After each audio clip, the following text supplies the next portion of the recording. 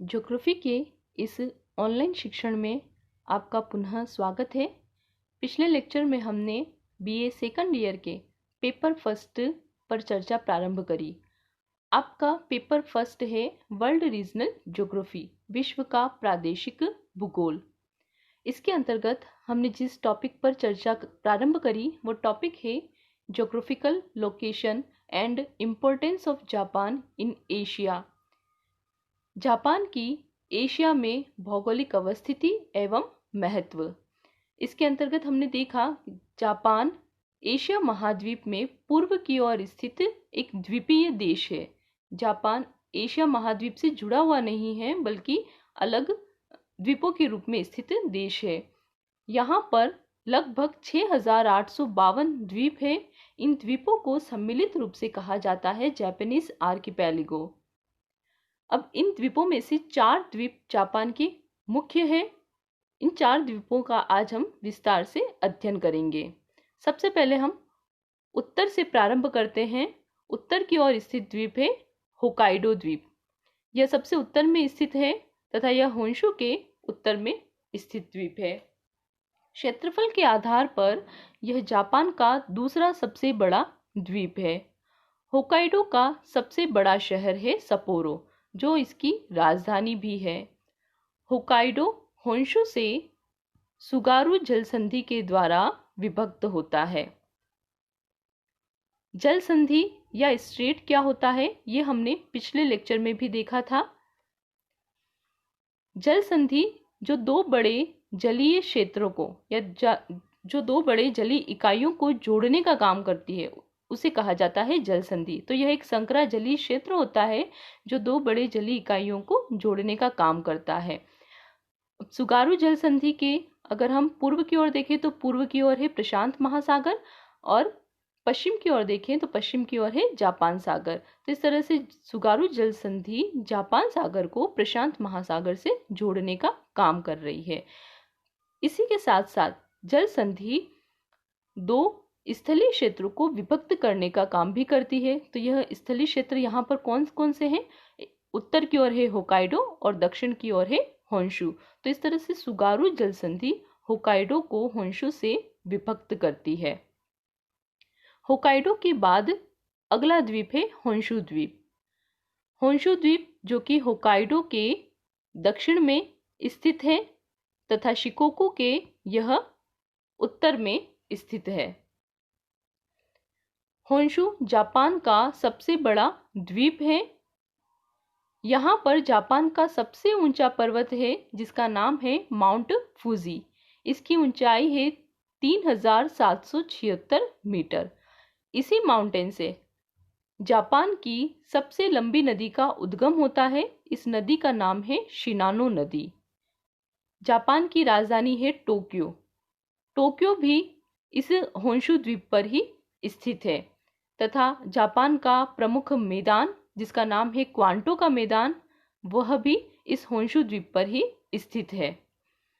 अगर हम जनसंख्या का संकेंद्रण देखें, जापान की जनसंख्या का सबसे ज्यादा संकेंद्रण या सबसे ज्यादा जमाव इस होन्शु द्वीप पर ही है, क्योंकि यहाँ पर जापान का प्रमुख जो मैदान है क्वांटो का मैदान भी स्थित है और जापान की राजधानी भी यहीं पर है। नेक्स्ट है शिकोकू द्वीप। ध्यान रखें कि हम ये जो द्वीप देख रहे हैं ये उत्तर से दक्षिण के क्रम में देख रहे हैं। सबसे पहले हमने देखा होकाइडो द्वीप। होकाइडो के दक्षिण में हमने देखा होन्शु द्वीप और होन्शु के बाद हम देख रहे हैं शिकोकू द्वीप। शिकोकू होन्शु द्वीप के दक्षिण में तथा क्यूशु द्वीप के पूर्व में स्थित है। वैसे तो हमने देखा कि जापान के बहुत सारे द्वीप हैं, लगभग 6,852 द्वीप, लेकिन इनमें से ये 4 द्वीप प्रमुख द्वीप हैं। इन चारों द्वीपों में से शिकोकू द्वीप सबसे छोटा द्वीप है। शिकोकू का सबसे ऊंचा पर्वत इशिजुची पर्वत है जिसकी ऊंचाई है 1,982 मीटर।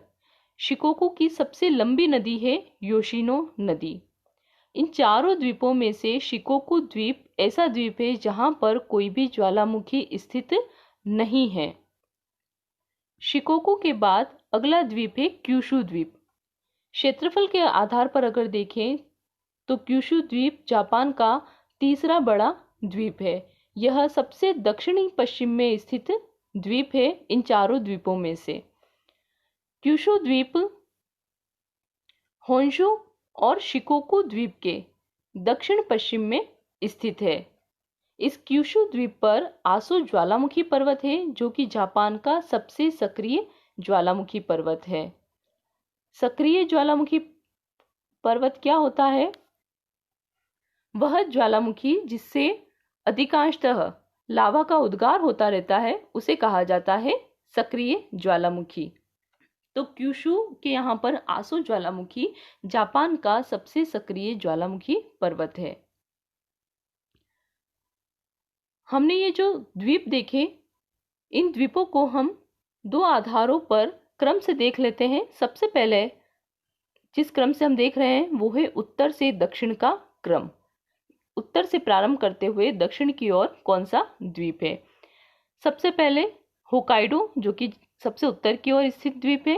होकाइडो के दक्षिण में है होन्शु, होन्शु के दक्षिण में है शिकोकू और सबसे दक्षिण में स्थित द्वीप है क्यूशू।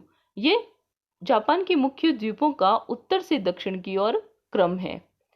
अब इसके बाद क्षेत्रफल के आधार पर या आकार के आधार पर हम इन द्वीपों का क्रम देखते हैं।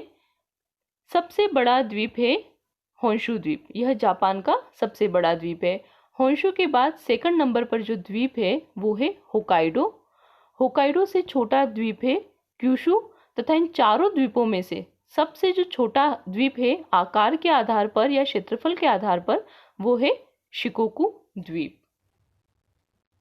जापान को एशिया का पूर्वी प्रवेश द्वार भी कहा जाता है, क्योंकि जापान एशिया में सबसे पूर्व की ओर स्थित है और अगर एशिया में पूर्व की ओर से प्रवेश करना हो तो जापान से होकर के प्रवेश किया जा सकता है। इसलिए जापान को एशिया का पूर्वी प्रवेश द्वार भी कहते हैं।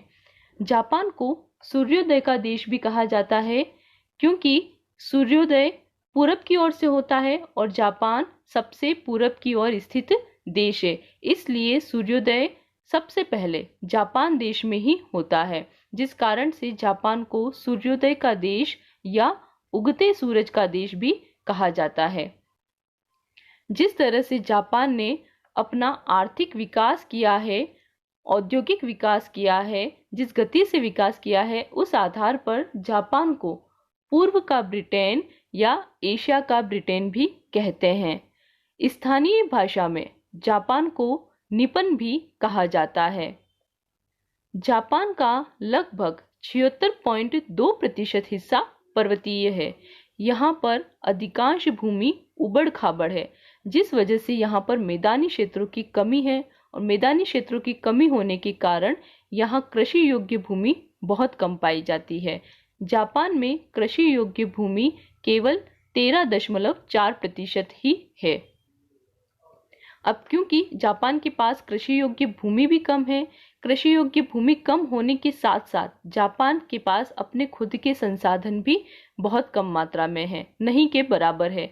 इसलिए जापान को संसाधन बाहर से आयात करने पड़ते हैं। यहाँ पर खनिज संसाधनों का आयात करना पड़ता है। अब जापान के पास न तो अपनी खुद की कृषि योग्य भूमि ज़्यादा है और ना ही संसाधन है, फिर भी जापान एशिया का सबसे विकसित देश है। इसके पीछे का कारण यह है कि जापान एक उद्योग प्रधान देश है, तो जापान ने अपना औद्योगिक विकास किया, जिस कारण से यह विकसित देश बन पाया। जापान रूस तथा चीन के प्रभुत्व को प्रशांत महासागर में बढ़ने से रोकता है। जापान के समीप स्थित जो देश है वो है रूस। सबसे ज्यादा पास में स्थित देश है रूस, तो यह रूस के प्रभुत्व को प्रशांत महासागर में बढ़ने से रोकता है। साथ ही साथ चीन के प्रभुत्व को भी यह प्रशांत महासागर में बढ़ने से रोकता है।